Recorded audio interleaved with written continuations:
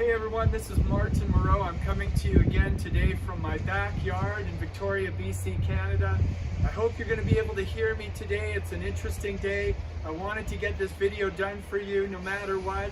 And today we're expecting thunderstorms anytime. So I'm hoping to get this done before the wind and the rains and the hail comes. We also have the city digging up our street and redoing the roads and the sidewalks. So there's lots of noise around here. So I'm going to use my Aikido voice and hopefully you can hear me over the wind and all the noises that are going on in the background. Again, wanted to let you know I've been doing Aikido for a little over 25 years, teaching kids classes for 20. I love teaching kids. The kids in my program range from 5 years old to 18 years old. So it's child, youth, junior teen, and senior teen classes.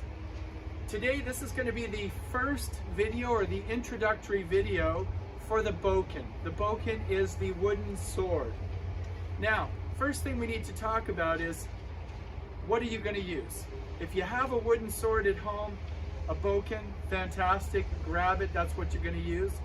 If you don't have one, you've got a few options. I'll show you a few. So I just rummaged through my garage and found a few things. I found an old piece of doweling. It's a little long, but it could be cut in half to about 40 inches. That's about right for a Bokken. And you can use that to swing around. I found a garden tool that I never use. I'm not even sure what to do with this. So I could chop that up and use the stick. And I found I found a handle. I think this was for a paint roller. And this is some kind of lawn edging tool. I even found a croquet mallet. Now I'm definitely not going to chop this up because we love croquet. We play it all the time, but if you had an old mallet that you just never use, again, ask your parents first. Make sure it's okay before you chop up anything. But this one would actually be about the right length once you take this off. The weight wouldn't be exactly right, but that's okay. Again, if you have an actual wooden sword, a Bokken, that's what you want to use. All right, so here we go. I've got a Bokken, and we're going to start with that. Now, unlike the Jo in our previous episode, where we did the introduction to the Jo, the Bokken has a curve to it because this is basically a replica in a wooden form of the Japanese katana, the Japanese sword. So this is going to have a sharp edge, or at least we imagine it to be sharp. And then we have the blunt edge. So this rounded tip, that's the blade. And once we're practicing, we're going to try not to touch that. We're going to try to pretend that this is a live blade and treat it with respect as such. This is the handle.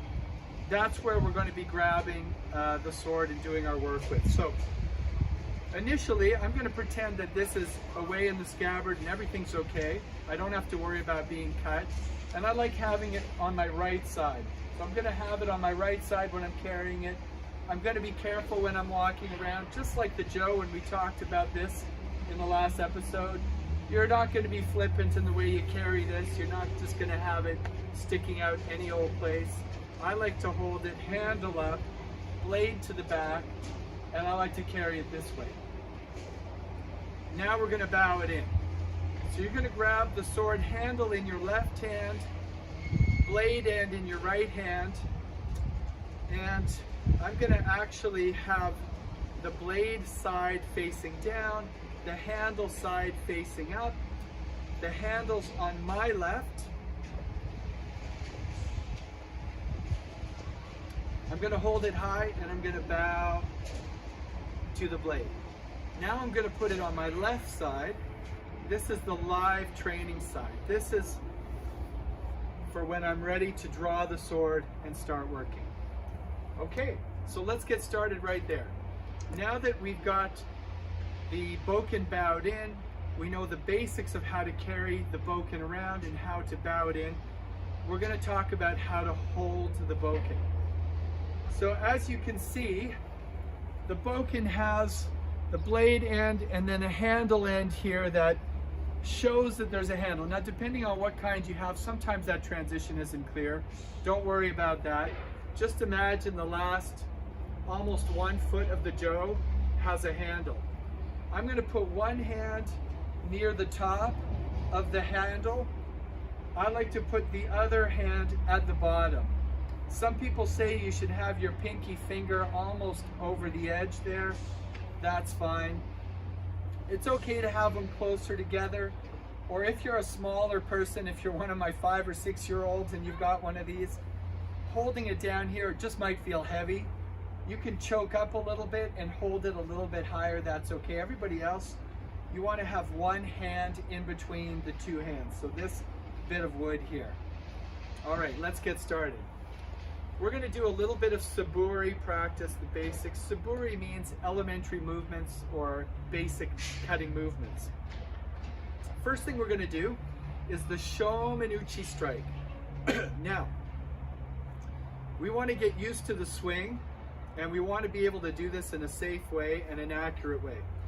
So in the beginning, we're not going to worry about a stance so much as maybe just being in a horse stance.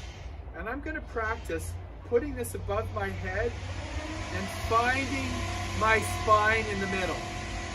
Hopefully you can still hear me. They've started pouring concrete, so we'll keep going though. So you want it right in the middle of your back on your spine.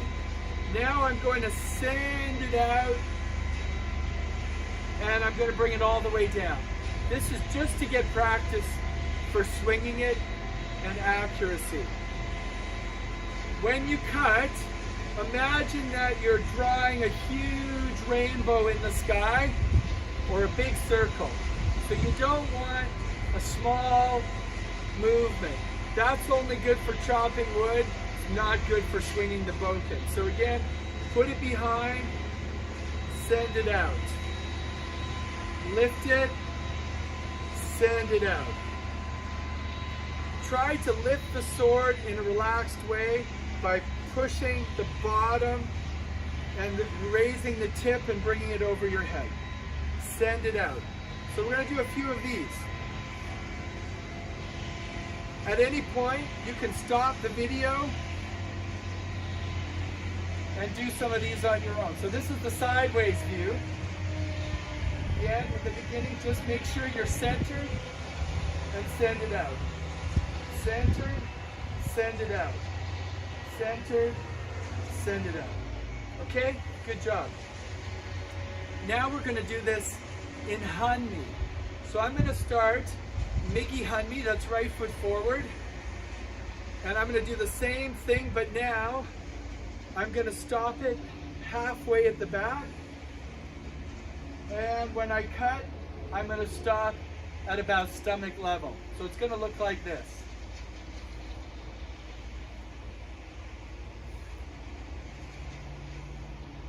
And if you speed it up again, you're going to send the tip out. You want to practice both sides, but unlike the Jo, when you're working with the bokken, you always stay right hand on top. So you never switch the hands like you would in a Jo, where there's no sharp edge. You can change your hands freely. With the bokken, you're always going to have the right hand on top. So now, left foot forward, little bit of a slide. Okay, we'll call that Arimi 1 as we do in the kids class, which is a slide. So I draw the foot back and forward. And you can certainly do 10, 20, 30, 40, 50 of these, whatever you feel comfortable doing. You can count them out. Right?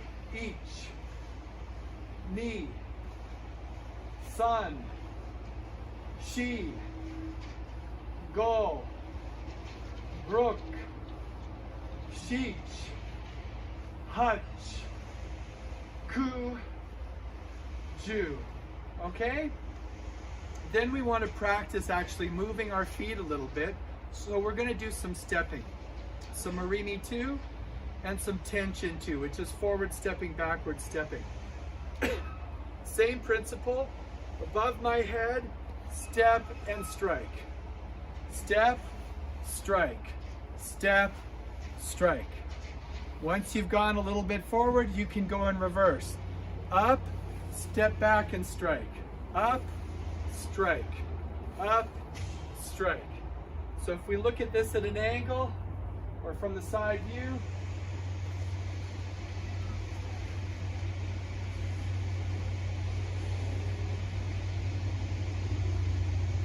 next movement we're going to do is a little bit of turning or tenkan. This is also important. So if I do this from the side, I'm going to slide and cut. Then I'm going to imagine that my tip is inside a wall or something, and the tip basically stays there. And I turn with the handle above my head and I cut. Same thing, I'm going to imagine that tip is stuck inside something, and I'm going to turn underneath it, strike, turn, strike, strike, strike, strike. Okay, good job. So now you've got sliding forwards and backwards, you have stepping forwards and backwards, and you've got tenkan. That gives us everything we need to do a little pattern called hashugiri. That means 8-direction cut. So let's try that together as our last little exercise that I can leave you with so that you can work on this at home. Then we're going to have some follow-up videos. I'm going to give you some extra exercises to do, and we're going to add to it. So by the time you've watched a few videos, there's going to be a lot of things you can do. You can go out into a field or your backyard and work on this by yourself or with one of your family members if they want to join you. So let's do the 8-direction cut. Here we go. We're going to slide forward. We're going to tenkan and cut. Then I'm going to go to my right and cut. Tenkan, cut.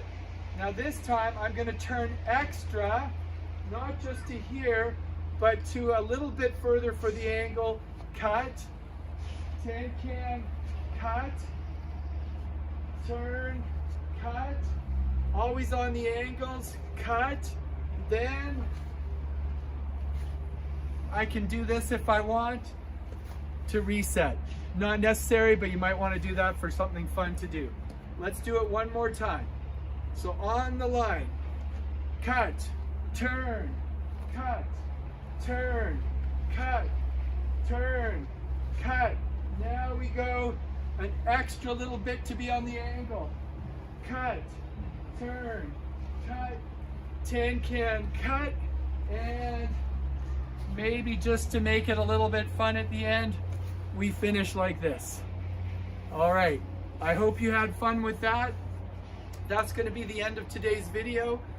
I've got this on my left side now, so I'm going to bow it out. I'm going to bring it up here.